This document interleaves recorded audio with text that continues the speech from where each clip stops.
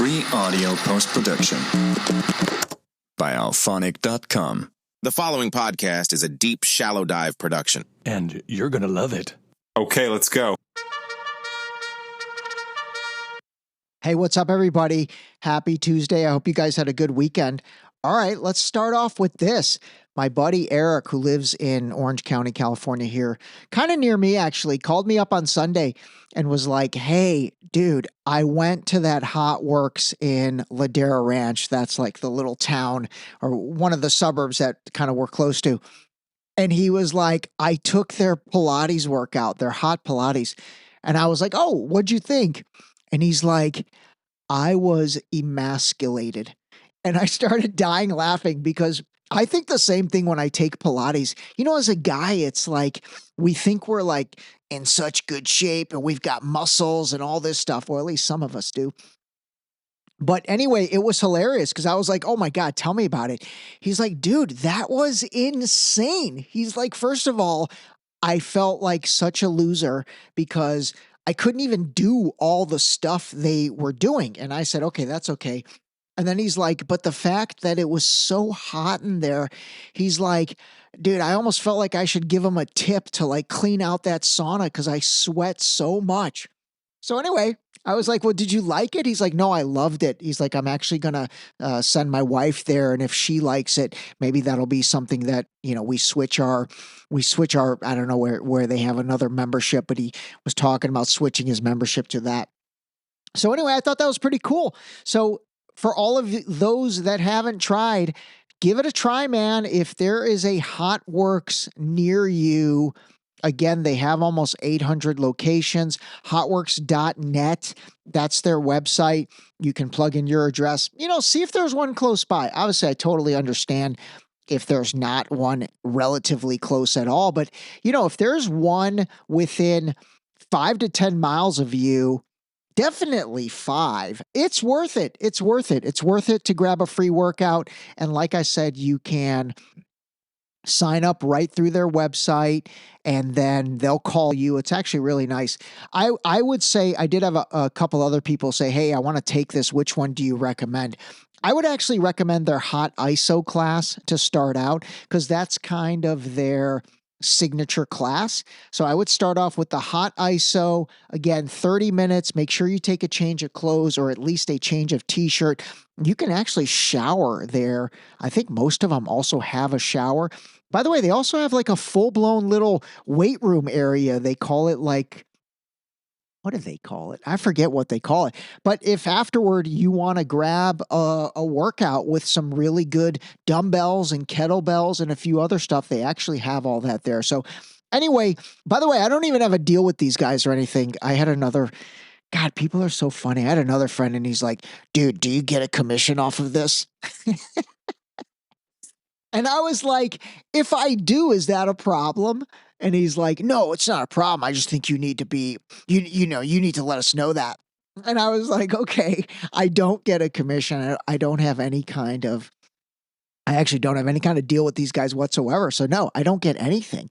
But if you do mention you saw their CEO on Deep Shallow Dive, again, I mean, the class is free regardless. So it's not like you need to say that to get a free class, but I think they'll take like extra good care of you. But anyway, I thought that was so funny. And then I told him, I said, no, I don't have a deal with them. I'm trying to work something out, but until then I don't have anything. And he's like, okay, that's cool. I'm going to try it out. Oh my God, people are funny. Reminds me of the Doors song, People Are Strange When You're a Stranger. Faces look ugly when you're alone. Women seem wicked. Oh, I forgot the rest. I know a lot of music lyrics, by the way. All right, enough of that.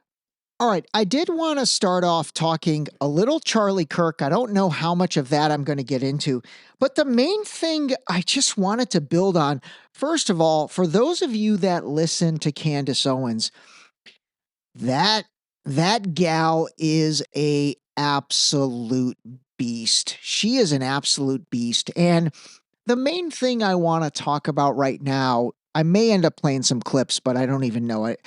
I don't even know what I have in my grab bag. But what I wanted to say was, you have got to realize something strange is going on. It really is. And the reason is nobody seems to care about Charlie besides Candace, but instead they're using it to really move forward this conservative Christian narrative that they're wanting to do. I honestly can't believe it that all of these people that supposedly loved Charlie so much, by the way, including his wife, I'm sorry, I don't see any grieving. Again, I think I said this in one of the episodes last week. It's like they jumped right to celebration of life as if the dude was a 95-year-old guy that lived an incredibly complete life and died in his sleep. Like, it's just very strange. And there are so many holes in the official narrative that it's honestly hard to understand, unless there is an ulterior motive with all of this, why they would not be demanding more answers. And again, I really pin this on the Republican / conservative / highly Christian segment of the United States. It's definitely continued to split the Republican movement and the MAGA movement in half, because I will say that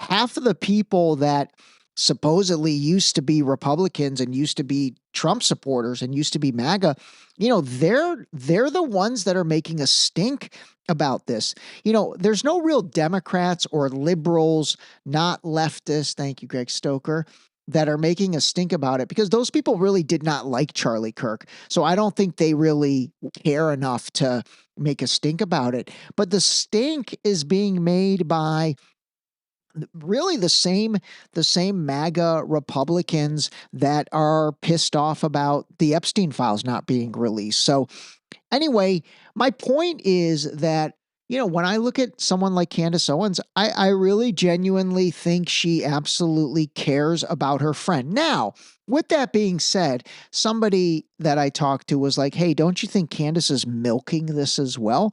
And I was like, well, I mean, I'll tell you what, man, she's getting crazy amounts of views on her podcast episodes on YouTube and Rumble. So obviously she's monetizing. Oh my God, did I talk about this the other day? I can't remember, but she could shut everybody up if she said, hey, in my 6 episodes on Charlie Kirk or 10 episodes on Charlie Kirk, I made $150,000 off of Rumble and YouTube, and I am going to open up a college fund for Charlie's 2 kids with that. I mean, that would shut everybody up and basically take away their ability to criticize her. But man, she's getting attacked, like just attacked brutally. And again, it's like infighting between the Republicans. So anyway, all I wanted to say about that is it is weird. Something is weird because there are way too many holes for there not to be more people questioning, the simple common sense about the entire situation. So, all right, let me see. I got some clips. All right, you know what? Here's another thing I figured out. I have figured out that when 60 Minutes on Sunday night, whatever segments they run, chances are they are running those segments because they've either been in the news as of late or, man, I don't want to say it's foreshadowing, but it's foreshadowing. And I think they're going to be in the news again at some point. So they're basically being, again, God, I don't know if I want to say they're being told to run it, but it lines up a lot of times. And so if you listen to the episode with Elijah and Jad from last week, it ended with Elijah talking about like the situation in Syria, and lo and behold, on 60 Minutes on Sunday, they ran a segment about the guy, Jolani, who was the former Al-Qaeda, the former, what do you call it? The former like top 5 most wanted. Oh my God, this reminds me of like a boxing announcer. He is the former Al Qaeda member, the former top 5 terrorist in the world, former most wanted. Anyway, this guy is now the president of Syria, and it's really crazy that this happened. But 60 Minutes ran a segment on him. So here is a 1-minute clip that really kind of lays this out. It's pretty wild, and it's worth a listen. To understand his improbable path to the presidency, you have to go back about 20 years when al-Shaddad left an upper-middle-class life in Syria to join al-Qaeda in Iraq. He wouldn't go into details about what he did then, but he was arrested and spent 6 years in American and Iraqi prisons. Released in 2011, just as a popular uprising against Bashar al-Assad had begun, he started an al-Qaeda affiliate in Syria that staged suicide bombings and armed attacks against the Assad regime. We did not take any external actions outside Syrian territory. We did not target anyone but the Syrian regime. But the United States stated that many of the attacks killed, quote, innocent Syrian civilians, and designated al-Shaddad a global terrorist, putting him, with his nom de guerre, on this wanted poster and offering a $10 million reward to anyone who could help, quote, stop this terrorist. Have you ever seen that poster? The wanted poster? Yes, of course. All right, the clip ends there. He's like, yes, of course, I've seen my most wanted poster where they offered a $10 million bounty on my head. And now I'm shaking hands with Trump wearing a Tom Ford suit, and I am the president of Syria. I mean, are you kidding me? Like, that does not happen unless it is supposed to happen or it's being orchestrated. It just doesn't. Like, this stuff is crazy. This stuff is crazy. All right, that's that. I did want to play that. You know, again, we haven't talked too much about Syria, but for some reason, I feel like that is going to get in the news a little more and more as time goes on. And by the way, supposedly, again, phase 1 of this Gaza ceasefire that ends the war started. Looks like all of the remaining 20 or plus hostages on the Israeli side were released, and then other things happened for Hamas. They got some hostages released that the Israelis were holding. And so we'll see. I mean, I guarantee you there's going to be a little bit of a lull, and then something's going to happen, and it's just going to go right back to the situation. Actually, oh, this is interesting. I just thought of this as I was talking. I wonder if Syria and this guy, Al-Jolani or Al-Shara or whatever his name is now, maybe he attacks Hamas. Oh my goodness. Okay, let's see.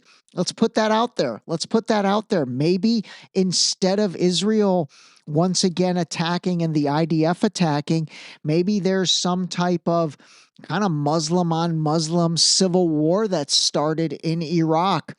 I could see that happening. Oh man, that'll be pretty wild if that's what happens. If that happens, that'll make all this make sense, and it'll even reinforce my theory that, you know, they're seeding the public by putting him on 60 Minutes. So, all right, we shall see on that. All right, this next clip is something I've been wanting to play for so long, and I keep forgetting. Anyway, I had some people kind of ask me about JFK, John F. Kennedy, and really ask me kind of what my thoughts were on him and all that. And, you know, I will say with the research I've done, I am very positive on JFK overall. Now, again, I'm sure there's things about him that if I delved into more, maybe I wouldn't like, but I'm telling you, I have a feeling that JFK was taking America in a totally different direction, and the direction would not have benefited the, it would not have benefited the military industrial complex because he wanted to pull out of Vietnam. And then as far as countries, it absolutely would not have benefited the country of Israel, which, remember, was founded in 1948. And here we are only 15 years later in 1963. And JFK was a staunch advocate against two things. Advocate against two things? He was an opponent, my bad. A staunch opponent against two things for Israel. And one was the proliferation, that's a hard word to pronounce, of nuclear weapons, and second was making them register as a foreign agent so they wouldn't be able to influence American politics, I believe. And that's the precursor to this AIPAC. But give this clip a listen. This is in regards to the thought process about the nuclear disarming of Israel. And again, this is from I think it was a BBC or a National Geographic documentary. The other problem Kennedy faced with Israel was the construction of the atomic reactor at Dimona. JFK was strongly against any proliferation of nuclear weaponry. He had been assured by Prime Minister David Ben-Gurion that Dimona was designed for peaceful uses of atomic energy. In the spring of 1963, Kennedy demanded full inspections by the U.S. of the Dimona reactor and threatened to place American aid for Israel in limbo if no agreement were reached.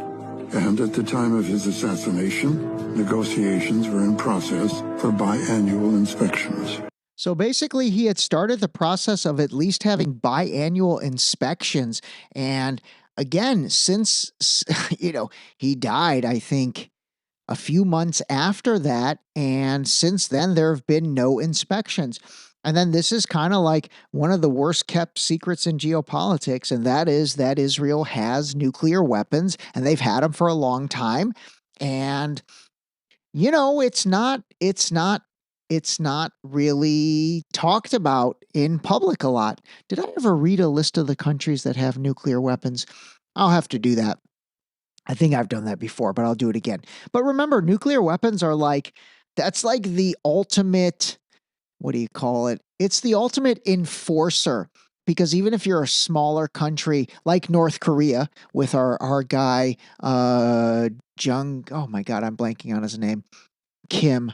Oh my gosh, I can't believe I'm forgetting his first part of his name. But even if you're a smaller country like that, if push comes to shove and they've got nuclear capabilities, other countries can only push them so far. It's like the ultimate deterrent. So anyway, all right, there's that. Let me see what else. Oh, you know what? Let me play this clip from this guy, Damian Izza, I think his name is. He's actually really good. He does a really nice job of stringing things out that are a lot. And I think this one's about the Charlie Kirk stuff, maybe relating to Candace. Let's give a listen. There's no death certificate. There's no ballistics report. There was no crime scene investigation. There were no paramedics. There were no police swarming it right after. There was a plane that left 30 minutes right after that was 20 minutes away from the venue. There was a funeral held 11 days after in a stadium that was or wasn't booked 4 months before, that was booked in 11 days and put together with pyrotechnics and WWE-style showmanship. You have a shooter that left the screwdriver on the roof, changed 2 times, and left the rifle, assembled the rifle, disassembled the rifle in 6 seconds. Then they found the rifle on Palantir property. Somehow he reassembled the rifle without the screwdriver that he left on the thing. Just all of it. None of it makes sense. So and this it's is the JFK same all over again. It's the exact same pattern down to the magic bullet that supposedly a 30-06 or whatever the heck it was or whatever that was stopped by Superman's bones. The exact same, the patsy, all of it is JFK. Do you think the guy that they're saying that shot him, which doesn't seem to be believable? You mean the guy that went to college for a month at a CIA school whose parents were in the government did something that No, I don't. So is he going to go down? I believe it as much as I believe that a bullet whizzed past the president's ear. Yeah, I know. Do you think that he's going to go down for the crime? I think he will not make it to trial. That was so solid, actually. That was really probably every single thing that is a question mark that should be investigated more. And so, that's kind of why I'm saying the whole thing is incredibly weird because everybody seems to have moved on besides Candace. And then you have a situation where all those things are still loose ends. And again, this is like the most brutal public assassination we've witnessed. That is very similar to JFK. I mean, that's pretty crazy. It's pretty crazy to think that the American people, or that people, I shouldn't say the American people. Actually, I should say the American people. It is the American people. But people in general are falling for this no different than the way they did in 1963. So anyway, all right, take all that into consideration. Let me see if there's anything else. Oh, you know what? This is a pretty crazy story in case you have not heard it, but this came out maybe like a week ago or 10 days ago. And again, it's been fact checked and vetted, and it is true. But basically, it kind of speaks to the conservative influencers that many people are like, man, what happened to these people? Well, I'll tell you what happened to these people. This happened.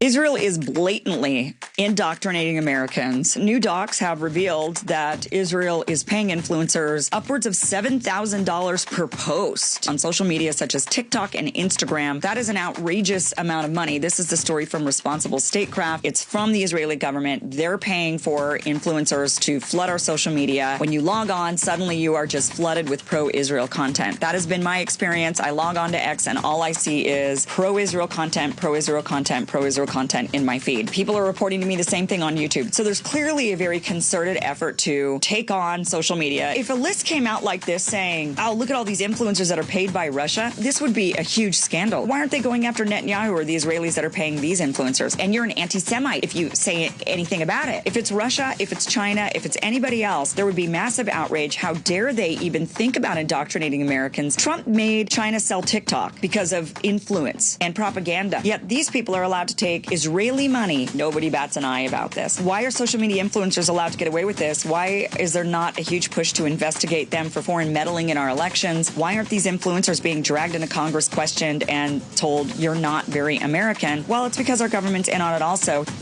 All right, that was a gal named Kim Iverson. She's really good. I'm not going to name names on this thing, but that did come out to be held as being true, that they are getting $7,000 for each post. That's a lot of money, man. Holy mackerel. And some of these people are like posting every single day. Man, they made some bank off of that. I guess if they say, how much does it cost to sell your soul? We now know the answer. $7,000 per post. All right, let's see. Anything else? Nah, that's about it. Sorry about getting this one out late today. Have a great day, October 14th. And we will catch up with you tomorrow. Call a spade, call your parents. That was a great way to end it. This episode was brought to you by Zippix Nicotine Toothpicks. Zip more, smoke less. Totally satisfying, discreet, and delicious. Zippix nicotine-infused toothpicks are available in 6 great flavors, each containing at least 2 milligrams of nicotine to curb those cravings. Zippix is FDA registered and proudly made in the USA. Use discount code DSD for 10% off your order at zippixtoothpicks.com. Zip more, smoke less, save 10%.